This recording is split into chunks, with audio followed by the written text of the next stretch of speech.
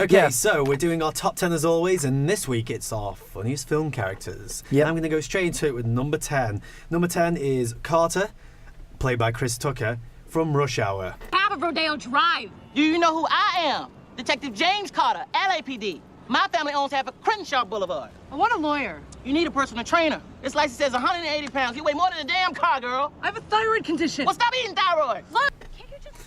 Yeah, not a film I'm too familiar with, unfortunately, as are 95% of films ever made. So I guess I'll hand it over to you. So Rush Hour is the classic relationship between Chris Tucker and Jackie Chan. Yep. Jackie Chan's always in those duo films like Shanghai Night, Shanghai Noon, those type of films. Just overall hilarious film, and Chris Tucker is this, I want to say, sassy, it's like his comedian persona's coming out in the film, we said with Jack Black, and he's just hilarious, and he's a great juxtaposition, the very American Chris Tucker against the very Chinese Jackie Chan. Sure. Number 9, we have Alan, played by Zach Galifianakis from The Hangover. Yeah, very well. Some people struggle with that last name, but not here on Real View. We're professionals, and we've taken give it a time. shot? Galifianakis. Okay. Did this last week. It's not a Cumberbatch.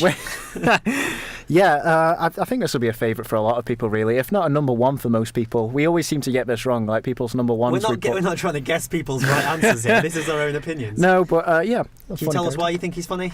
Do you know what? I personally, this is why I didn't really put it so high. I don't think The Hangover's that funny, but Zach Galifianakis, this is clearly the character which defined. Never messing up I'm his last name. standing over myself here.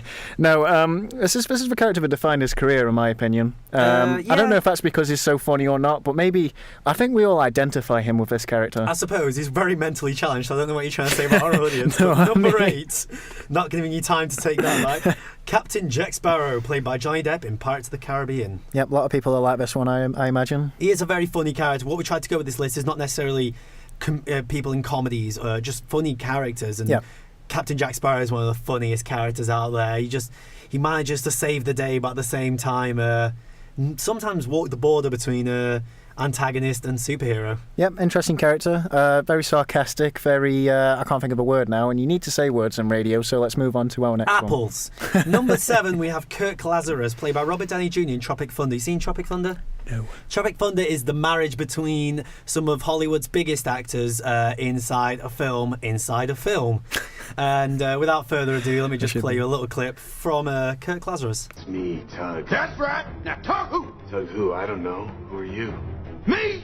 I know who I am. I'm a dude playing a dude disguised as another dude. What? I feel like the film description you gave for that should have been used for your ambiguous film challenge, in all honesty. I know, right? You probably would have gone down a lot better. Okie dokie. So, you talk about this, because I haven't seen the film, as I say. So we're talking about number 6, or we're 7. going straight... No, we talked about it. Number 6, Otto, played by Kevin Kline, A Fish Called Wanda. That's one of my personal favourite British films. I'd go as far as saying it's basically a Monty Python film. It has enough of the cast in there. Love the film. He's hilarious. Otto, Kevin Kline is such a really confident person about... he thinks he's so knowledgeable. He thinks he knows everything. And most of his facts are actually completely incorrect. And it might land him in a bit of trouble by the end of the film. Spoilers, not spoilers. This isn't Jordan spoilers. May or may not, is what you said. Should we move on to number 5, which Number I believe 5, is one of your favourite films of all Yeah, time? I mean, I pretty much made this list by myself. Yep. But it's Monsieur Gustave, played by Ralph Fiennes. Not defined by his accents as Alessandro on this show. Shut up. Grand Budapest Hotel. Love that film. Actually, probably my second favourite film of 2014, followed by Nightcrawler. Obviously. And he's just hilarious. He's whimsical, but he's also very serious about his hotel career. And unfortunately, it wasn't a great quote to put him in, but we're going to go straight to number 4, Jacques Clouseau, another French-sounding name, which I was on point with, Jordan.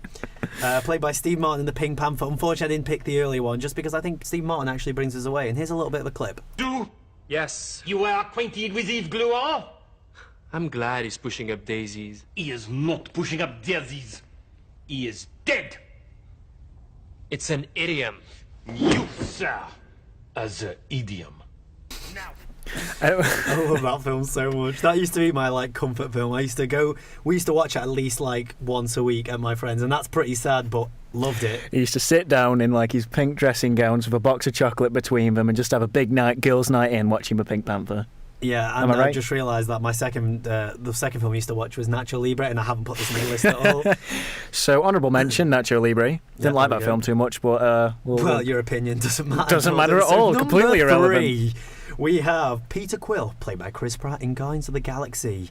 Definitely great. He kind of made a whole new movement for the Marvel superheroes. We saw these very serious characters. Robert Downey Jr. maybe not so much, but Peter Quill you don't take so seriously, and I love him. He's one of my favourite Marvel superheroes on TV at the moment. Could you almost say that that's the case for all of the characters in Guardians of the Galaxy, or is it just him individually? Him more so, just because you follow maybe Rocket close second. Groot definitely like comic relief at times, but the other two definitely have very serious agenda. While Chris Pratt has nothing, but he wants to get money and maybe stop the big bad guy at the end. Yep, as we all do. Number 2, sorry. Number God, 2. This is why you do the list. I know, this is why I do everything. Lieutenant Drebin. Getting straight back to number 10. Played by Leslie Nielsen. Naked Going, both agree on this. Love this film to death. Love this actor to death. Love this actor to death. To the point where we actually think we might have killed him. Yeah, it might be our fault. Did you realise he was dead? I didn't realise he was dead until just now. We need to you shouldn't have admitted that. Moment of silence for a second. Great. Number 1, we have Brick. You didn't talk about why. Doesn't matter. Steve Carell in Anchorman. Yeah. And got a little clip that follows, and I'm sure everyone will agree with this. I'm Brick Tamlin. People seem to like me because I am polite and I'm rarely late. I like to eat ice cream, and I really enjoy a nice pair of slacks. Years later, a doctor will tell me that I have an IQ of 48 and am what some people call mentally retarded. Dating profile tips there by Brick.